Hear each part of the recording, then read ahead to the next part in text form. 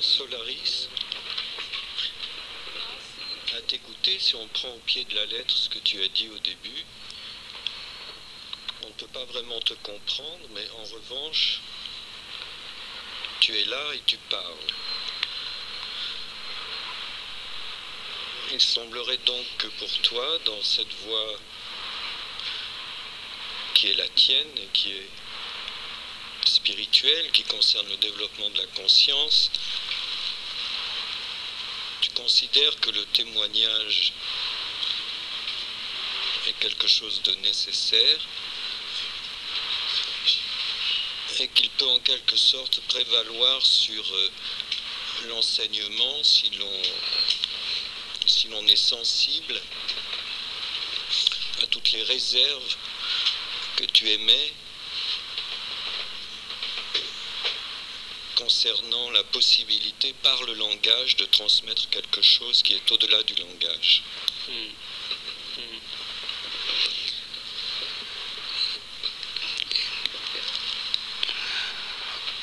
Au sein de ma réalité, dans l'échange humain, en fait, d'hommes, je réalise que tout le monde, dans l'instant présent, n'est pas dans l'évidence de ça.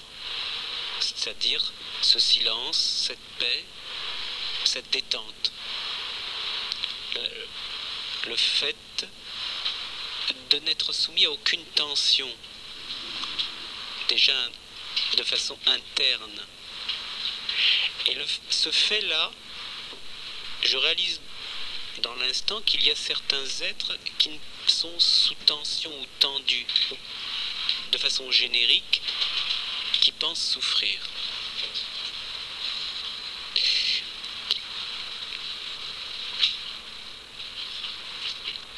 Témoigner de cela, aussi près de ce que je suis, est la nécessité de laisser surgir ce rappel que tout le monde est dans cette évidence de non-tension, de non-conflit, de non-séparativité, de non-écart. Et ce témoignage se fait naturellement et spontanément. C'est ce témoignage spontané et naturel, comme quelqu'un qui dit « je souffre », je puis dire « ce n'est pas ma réalité ». Disant que ce n'est pas ma réalité, dans l'instant présent, c'est souvent un choc. Si vous pensez souffrir et que votre interlocuteur vous dise dans l'instant « ma réalité n'est pas la vôtre », c'est un choc. Donc en fait, ce témoignage se fait naturellement au sein de la vie. Au sein de la vie, les êtres humains, tous tels que nous sommes, nous nous rencontrons.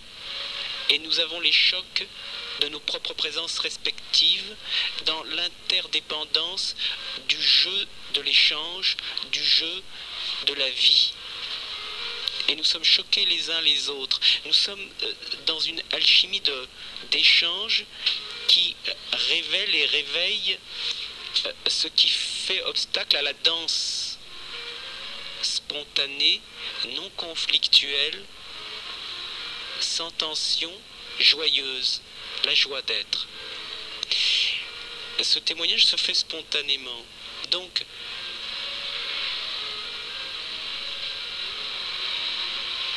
tout est là. Maintenant, au cours de mes pérégrinations au sein de ceux qui cherchent dans les voies spirituelles nombreuses, j'ai pu rencontrer des mises en scène de transmission de l'enseignement du rappel au réel par un support d'un instructeur qui rappelle le réel dans une mise en scène précise.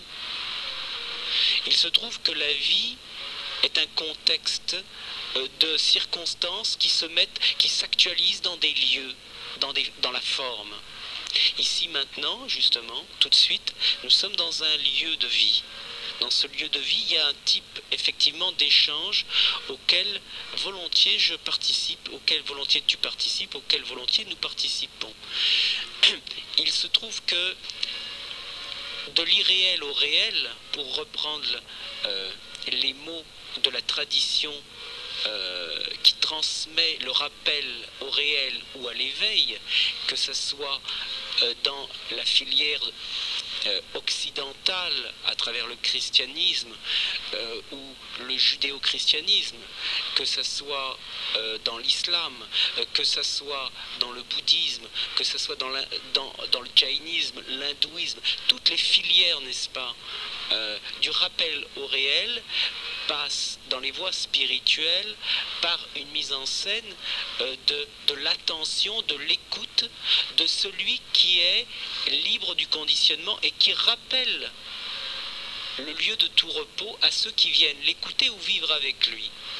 Et il y a une mise en scène et il y a une doctrine de transmission, un corps de doctrine qui rappelle la chose dont les êtres humains en recherche ont besoin d'entendre pour le choc du rappel au réel. Ça, c'est la transmission orale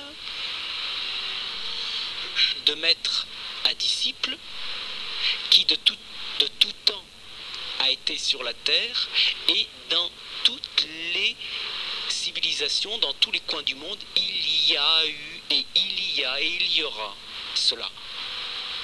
C'est plus ou moins dévoilé, c'est plus ou moins reconnu, mais ça a toujours été au sein de toutes les voies et de toutes les religions. Maintenant, il y a eu des antagonismes dans le jeu du monde, des espèces de danses comme nous connaissons encore maintenant, et on pourra venir au cours de l'émission de ce qui se passe maintenant, justement parce que ça me semble effectivement très précieux.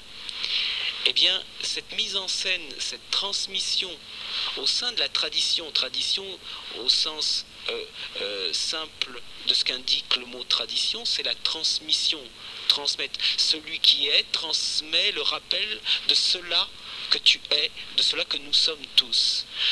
Tu es cela, je suis qui je suis, et le rappel de transmission choc à celui qui croit ne pas être tel qu'il est. Et alors, le passage de la croyance à la vérification, c'est ce à quoi nous invite le maître spirituel dans les différentes voies traditionnelles, n'est-ce pas, que j'ai pu rencontrer, que je rencontre et avec qui j'ai des contacts. Maintenant, moi-même, dans ce véhicule ou dans cet homme qui parle, je n'ai pas suivi à proprement parler une filière spirituelle qui m'a amené à ce choc de rappel. Je dirais que j'ai suivi toutes les filières spirituelles de la vie depuis ma naissance et depuis tout temps, et qu'au sein de ce véhicule, il y a eu ce surgissement de rappel au sein de ma naissance même, que je devais être en face de l'énigme de la souffrance et que cela seul méritait mon attention. Et tout a participé, ou tout participe à ce moment-là, du rappel. Maintenant, j'ai pu constater dans les différentes voies spirituelles et les différents maîtres que j'ai pu rencontrer, les mises en scène auxquelles je me suis spontanément prêté parce qu'on m'y a amené comme ça, et je vais là où je dois aller, eh bien j'ai constaté que l'enseignement, s'il a sa vertu de transmission et de réalité, il n'en demeure pas moins que les transmetteurs ne sont pas toujours au point juste où l'immédiateté pure de cela qui est non non séparé avec celui qui vient me voir et que je ne peux pas reconnaître comme un endormi ou comme un disciple, fait que j'ai pu remarquer que le corps de doctrine, l'enseignement de nombreux maîtres que j'ai croisés, à partir du moment où j'entrais dans leur mise en scène, j'étais tout de suite un disciple potentiel, ce que je ne refuse pas. Mais pourtant, j'ai pu remarquer combien, au sein même de cette transmission que je trouve tout à fait pertinente et incontournable d'une certaine façon, il n'en demeure pas moins qu'il y a comme une espèce de cécité au sein des éveillés ou des certains maîtres qui sont comme dans un mécanisme de laisser parler leur enseignement et de ne faire prévaloir avant tout leur enseignement plutôt que ce qu'ils sont réellement maintenant, qui fait que je ne peux pas voir autre chose que ce que je suis. Et l'enseignement, à ce moment-là, j'ai vérifié qu'il mettait un écart, c'est-à-dire il y avait comme une espèce de projection subtile qui fait que ça se collait sur ma réalité qui n'avait pas besoin d'être enseignée. Alors, il est un fait que dans la voie spirituelle, il est dit, et je reconnais la validité en même temps de cela, je reconnais la validité de cela, c'est il ne peut y avoir de libération que dans la transmission de maître à disciple vivant et incarné. Que même un texte sacré, aussi dans l'évidence du rappel de la véridicité de cela qui est, cela qui par les textes, par les mythes, par les légendes, sont autant d'aiguillons pour réveiller, éveiller l'âme de celui qui est en nostalgie des noces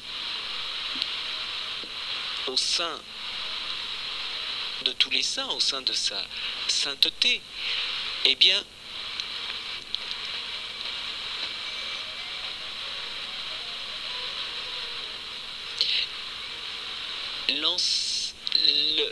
cette transmission-là a aussi ce quelque chose qui peut être regardé de dehors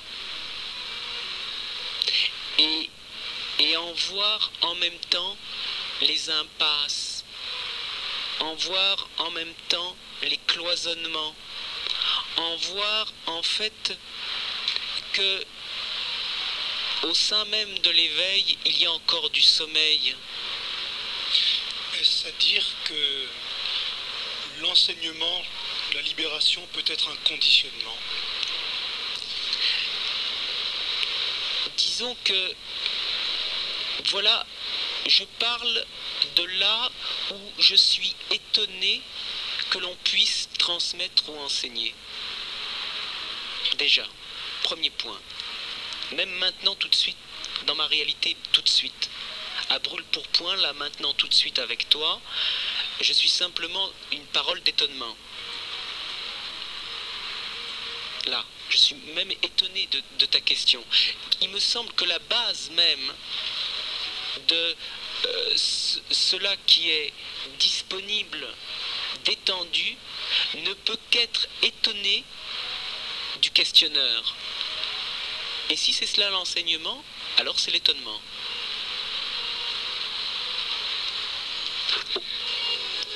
Platon déjà disait que l'origine de la philosophie c'est Thomazein, c'est-à-dire l'émerveillement, l'étonnement.